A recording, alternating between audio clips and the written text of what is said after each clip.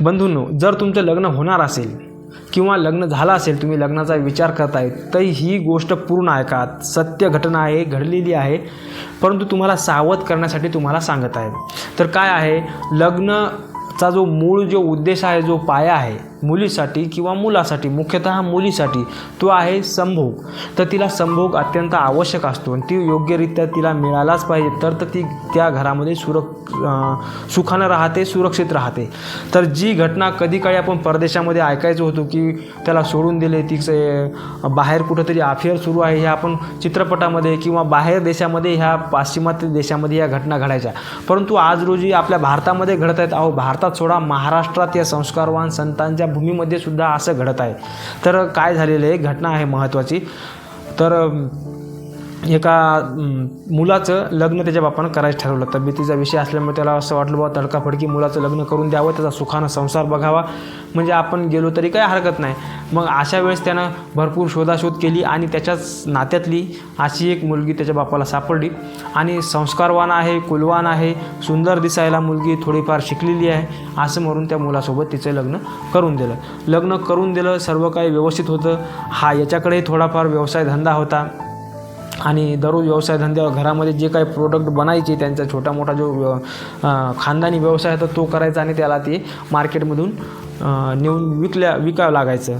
अशा प्रकारे सर्व काही सुरक्षित होतं. आता कसं असते, लग्नाचे 9 दिवस संपलं की प्रत्येकाला कामामध्ये गुंतावं लागते. ते नोकरी असो, व्यवसाय असो, शेती असो, काय पण असो, लक्ष तर तिकडे द्यावंच लागत असते. कारण की नुसतं गप्पा गोष्टीनं गुलूगुलू बोलल्यानं पोट भरत नसते, त्यासाठी शेतात कामाधंद्याला जावं लागत असते.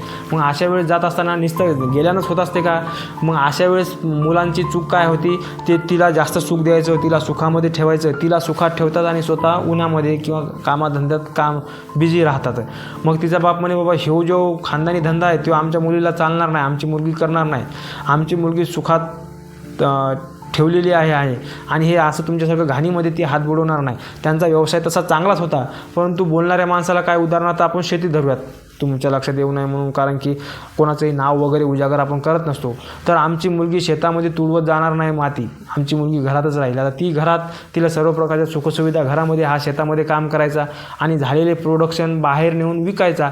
मग अशा प्रकारे त्याचा सगळा टाईम बाहेर जायचा, शेतामध्ये कामामध्ये जायचा.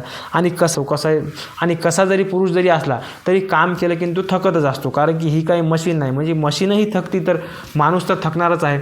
थकल्यानंतर मग याचा आपसुकच संभोगाचा टाईम हा कमी झाला. संभोगाचा टाईम का कमी झाला? कारण की हा कष्ट करतोय, ती घरामध्ये बसून आहे, तिला मस्तपैकी पंख्याची कूलरची हवा आहे, टी व्ही बघते, खाते पिते व्यवस्थित, बस. बाकी तिला काय सुरुवातीला मूलबाळ नाही, काय नाही. आणि जेव्हा कधी यानं मूलबाळ होऊ देण्याचा प्रयत्न केला, म्हणजे ह्या काही चुकला नाही, त्यानं मूलबाळ करण्याचा प्रयत्न केला, तर जेव्हा तो संभोग करत असे, ती लगेच उठून लघवीला जायची. म्हणजे तिचं म्हणणं होतं की नको, मला नको आहे. मग त्यानं जेव्हा खोदून विचारलं, तेव्हा तिच्या असं लक्षात आलं की मी व्यवस्थित तुझ्याकडून सॅटिस्फाय होत नाही. मग ती आरं बोलायला लागली. याला बेडरूममध्ये गेलं की रिस्पेक्ट देत नव्हती, याच्या आईबापाची इज्जत करत नव्हती. आणि मग असं करत असताना हा मार्केटला वगैरे जायचा, तर बाहेरच्या गल्लीतल्या पोरांना लाईन देणं, त्याच्यावरती बोलणं. मग यानं काय केलं, तिला बाजारामध्ये घेऊन जायचा प्रयत्न केला. तर म्हणजे सोबत असायला पाहिजे, तिच्यावरती वचक नजर ठेवावी म्हणून तिला सोबत घेऊन गेला. आता हा बाजारात गेले की कसं असते, वस्तू विकणं महत्त्वाचे असतात. हा वस्तू विकत होता आणि ही त्या कस्टमरमध्ये आलेल्या तरुण पोरांसोबत गप्पा गोष्टी मारायची, त्यांना लाईन द्यायची. अशा प्रकारे सुरू झालं. मग याच्या कळालं की आता हे प्रकरण त्याच्या बाहेर गेलं आणि त्याला माहीत होतं की माझं काय चुकतं आहे. त्याचं एकच चुकतं आहे की ते तिला व्यवस्थित, याचा संभोगाचा टायमिंग हा कमी झाला होता आणि घरामध्ये काम केल्याशिवाय भागत नाही. म्हणून हा काही व्यवसाय धंदा सोडून फक्त व्यायामच करतो किंवा औषधीच घेतो असंही नाही. कारण की तरुणांना काय असं वाटतं की मला काय झालं, मला काय नाही झालं, थोडसा तर माझा टाईम कमी झाला. परंतु तुम्ही तुमचं डिस्चार्ज होता आणि तुम्ही बाजूला होता, तुम्हाला थोडं अर्धा एक तासापर्यंत गिल्ट फील होते किंवा दिवसभर गिल्ट फील होते. परंतु तिच्यामध्ये जी आग लागलेली असते तुमच्या फोरप्ले दरम्यान, ती जर शांत जर झाली नाही, तर मग तिला काही सुचत नाही, तिला लाज वाटत नाही कोण्या गोष्टीची, तिला कोण्या गोष्टीची भीती वाटत नाही. आणि ती जिथे कुठेही सुख मिळेल, म्हणजे उपाशी पोटाला लाज नसते, तर ते कुठेही भाकर खाण्याचा जसा प्रयत्न करत असते, तशा प्रकारची तिची होती. ती जिथे कुठे भेटेल तिथं सुख शोधण्याचा प्रयत्न करत असते, ती कोणीही असो. काही स्त्रिया इज्जतदार असताना त्या आपल्या खानदानाची, कुटुंबाची इज्जत सांभाळतात आणि या गोष्टीकडे दुर्लक्ष करतात. परंतु आजकाल ते पेशन्स राहिलेले नाही आहेत बऱ्यापैकी याच्यामध्ये. मग यानं काय केलं, ती काहीतरी कारणास्तव बापाच्या घरी गेली आणि तिकडंच राहिली. तिच्या आईला वगैरे सांगितलं असेल की अशा ना असं मी संतुष्ट होत नाही. मग तिच्या आईने त्याला तिकडंच ठेवून घेतलं आणि तिचं ऑलरेडी लग्नाच्या अगोदरचं एक अफेअर होतं. आता ते लग्नाच्या अगोदरचे जे अफेअर अनमॅरिड पोरं असतात ते स्ट्रॉंग असतात, तर तिच्याकडून तिची संतुष्टी होत असेल. आता ती इकडे येत नाही म्हणून. आता याचं कसं असते, काम करणाऱ्या कष्ट करणाऱ्या भोळ्या पोरांच्या बायकोवरती प्रेम जडत असते लग्नानंतर आणि मग ती निघून गेली की याचं पूर्ण आयुष्य डिस्टर्ब झालं. तर याला सुचत नाही की काय करावं, कसं करावं. असा प्रसंग तुमच्या आयुष्यामध्ये येऊ नये त्यासाठी तुम्ही आतापासून तुमच्या तब्येतीला वेळ द्या. पैसा थोडा कमी कमवा. तिला एक वर्षातून साडी घेऊ नका.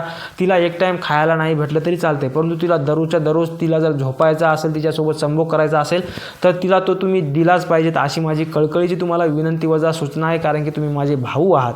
हे असं कोणाच्याही आयुष्यात घडू नये.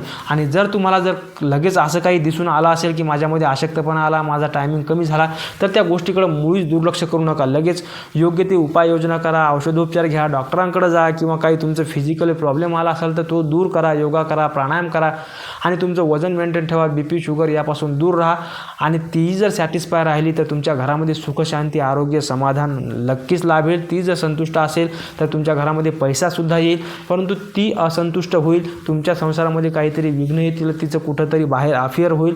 अशी परिस्थिती मुळीच येऊ देऊ नका आणि अखंड सावधान राहावे आपल्या तब्येतीबाबत. तुमची स्वतःची व तुमच्या परिवाराची काळजी घ्या, हीच तुम्हाला विनंती. पूर्ण व्हिडिओ बघितल्याबद्दल मी आपला आभारी आहे. धन्यवाद.